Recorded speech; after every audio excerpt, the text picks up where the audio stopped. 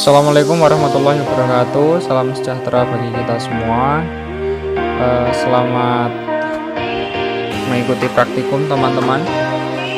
Jadi untuk materi praktikum yang akan diberikan oleh asisten, diantaranya ada 3 hal besar, meliputi persiapan kolam, pemanenan, dan kualitas air. Persiapan bahan dan alat untuk persiapan kolam. Alat dan fungsi. 1. Cangkul untuk membalikan tanah. 2. Sabit untuk membersihkan vegetasi di sekitar kolam.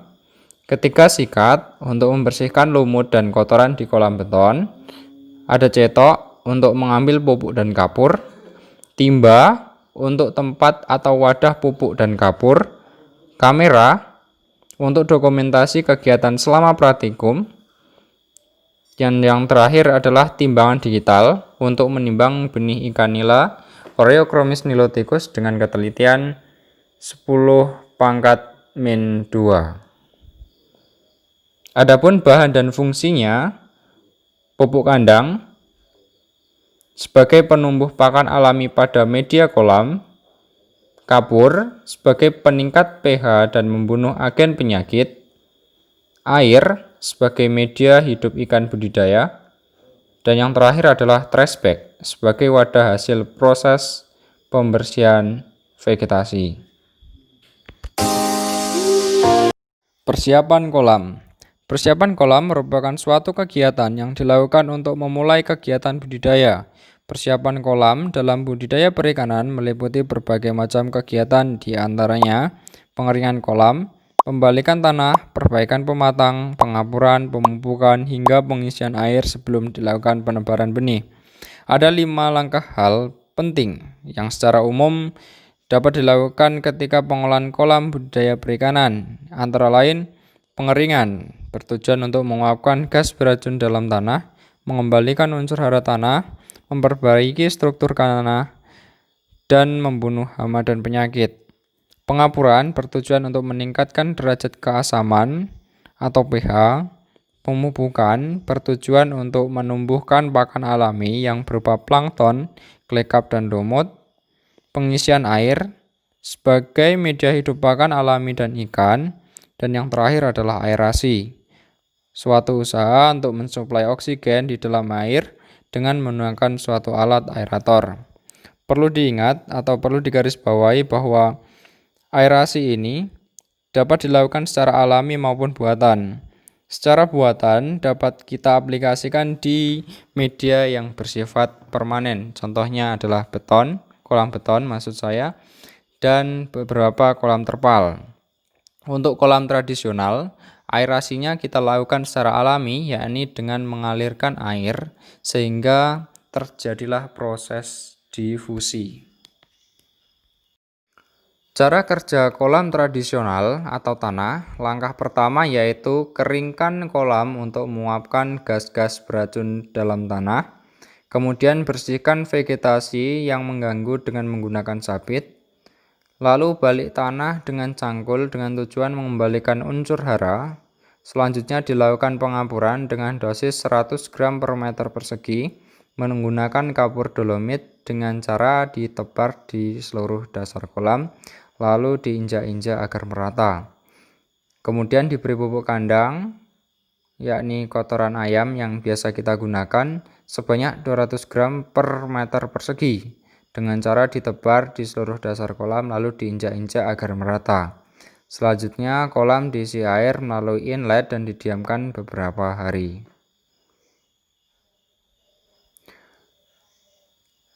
Untuk cara kerja persiapan kolam beton, keringkan kolam dengan cara membuka outlet untuk mengeluarkan air dari dalam kolam. Kemudian bersihkan dinding dan dasar kolam dengan cara disikat. Selanjutnya bilas bagian kolam yang telah disikat menggunakan air bersih. Lalu tutup lubang pembuangan kolam atau outlet. Selanjutnya dikapur dengan dosis 100 gram per meter persegi menggunakan kapur dolomit dengan cara diratakan pada dinding dan dasar kolam. Pupuk dimasukkan ke dalam karung dan diikat pada ujung karung dan dilubangi. Setelah itu diletakkan pada inlet kolam. Kolam diisi air dan diamkan beberapa hari. Untuk prosedur kolam semi beton, prosedur pengolahan untuk kolam semi beton atau semi intensif sama dengan prosedur pengolahan kolam beton. Perlu kita ingat bahwa kolam semi beton merupakan kolam yang dimana dindingnya masih atau sudah menggunakan beton, yang dimana dalam perawatannya harus kita sikat dan kita bersihkan. Cara pengapurannya yakni dengan menebarkan pada dinding-dinding kolam seperti halnya pengapuran pada kolam beton. Namun, untuk pengapuran dan pemupukan pada dasar kolam kita lakukan hampir sama atau bisa dikatakan sama seperti pengolahan, pengapuran, dan pemupukan pada kolam tradisional. Untuk prosedur persiapan pada kolam terpal meliputi dari pengeringan. Pengeringan pada kolam terpal secara umum dapat dilakukan dengan menutup saluran inlet dan muka saluran outlet. Proses selanjutnya adalah membersihkan kotoran yang menempel pada dinding kolam menggunakan sikat, perbaikan kerangka dan pengecekan apabila terdapat kemungkinan terjadi kebocoran. Untuk proses pengapuran pada kolam terpal dilakukan dengan cara menaburkan kapur pada dinding dan dasar kolam sebagai upaya untuk memberantas bibit penyakit pada awal budidaya. Kapur yang digunakan adalah kapur pertanian atau kapur dolomit. Untuk pemupukan pada kolam terpal dapat dilakukan secara langsung maupun tidak langsung. Penebaran pupuk secara langsung dilakukan dengan cara menebarkan pupuk ke dasar kolam dengan dosis tertentu kemudian diisi dengan air. Pemupukan secara tidak langsung dilakukan dengan cara pupuk dimasukkan ke dalam karung kemudian dilubangi dan diikat pada sisi dinding kolam dan biarkan hingga beberapa hari dalam kondisi terendam oleh air. Untuk pengisian air pada kolam terpal biasanya menggunakan ketinggian 50-75% dari total tinggi kolam terpal yang dibuat. Ketinggian air ini juga tergantung pada karakteristik komoditas yang dibudidayakan apabila memiliki syarat hidup dengan ketinggian air tertentu. Pengapuran. Kolam budidaya idealnya memiliki pH netral, yakni antara 6,5 sampai 7,5. Pengukuran besarnya pH dapat dilakukan dengan menggunakan pH paper atau pH meter. Jenis kapur yang digunakan untuk pengapuran kolam ada beberapa macam, yakni kapur pertanian atau kapur karbonat, kapur yang bahannya dari batuan kapur tanpa lewat proses pembakaran tanpa langsung digiling. Yang kedua adalah jenis kapur perikanan, yaitu kapur yang bahannya dari batuan kapur yang melalui proses pembakaran. Kemudian ada kapur mati dan kapur dolomit yang biasa digunakan. Pemupukan. Pupuk adalah bahan yang mengandung suatu unsur hara atau nutrisi bagi tanah. Tujuan utama pemupukan adalah menambah unsur nutrisi yang digunakan oleh tanaman, memperbaiki atau memelihara konsistensi tanah, dan sebagai pemicu munculnya pakan alami bagi ikan. Pembagian pupuk. 1. Pupuk alami. Pupuk alami terbagi atas pupuk kandang. Pupuk kandang adalah pupuk yang berasal dari kotoran hewan ternak yang telah mengalami pengolahan. Pupuk kandang ini digolongkan kembali menjadi pupuk panas dan pupuk dingin. Pupuk panas merupakan pupuk yang penguraiannya berjalan sangat cepat sehingga terbentuk panas. Contohnya kotoran ayam. Dan selanjutnya ada pupuk dingin. Pupuk yang penguraiannya berjalan sangat lambat sehingga tidak terbentuk panas. Contohnya kotoran sapi. Jika kita tadi berbicara tentang pupuk alami dan jenisnya, maka selanjutnya ada jenis pupuk buatan. Pupuk buatan adalah pupuk yang dibuat oleh pabrik. Pupuk buatan memiliki kandungan yang spesifik dan terukur. Contohnya adalah TSP, urea, dan NPK. Penebalan benih. Cara kerja, timbang benih ikan menggunakan timbangan digital. Setelah itu pindahkan pada bak yang sudah berisi air.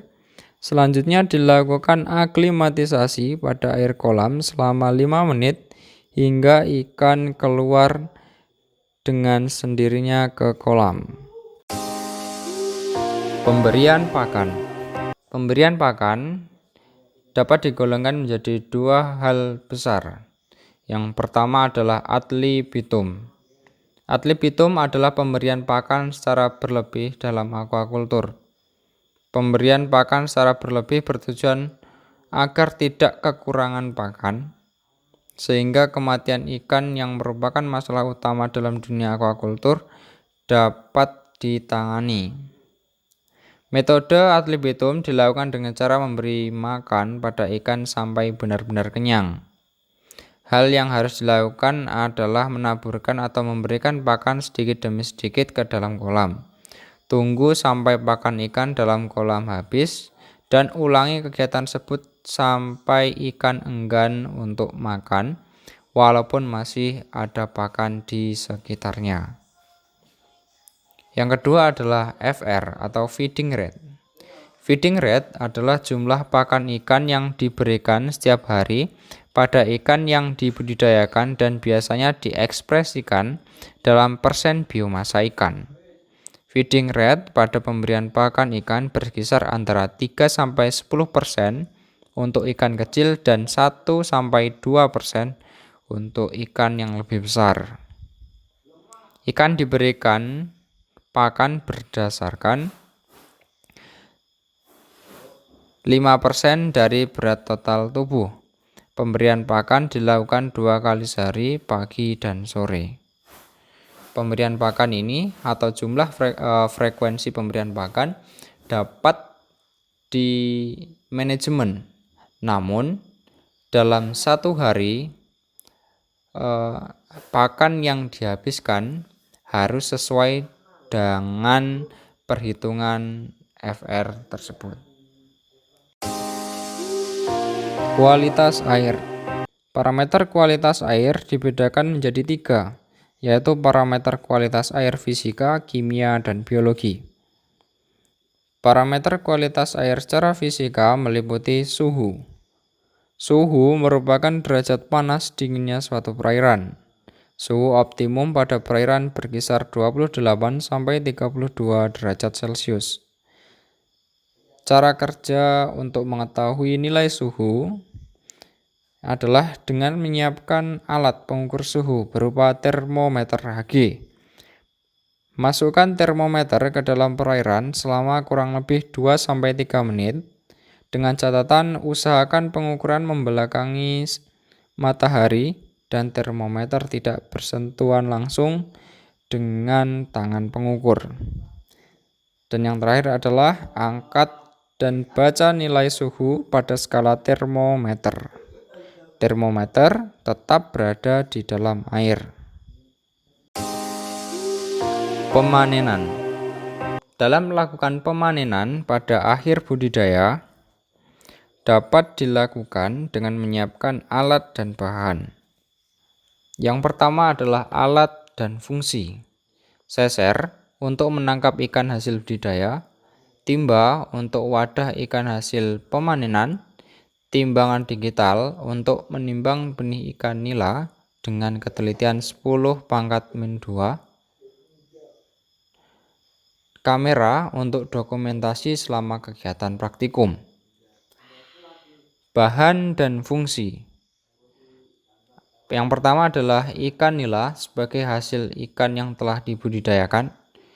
Yang kedua adalah air sebagai media hidup ikan. Cara pemanenan.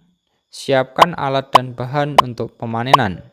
Buka outlet kolam untuk mengeluarkan air sampai tersisa sedikit air.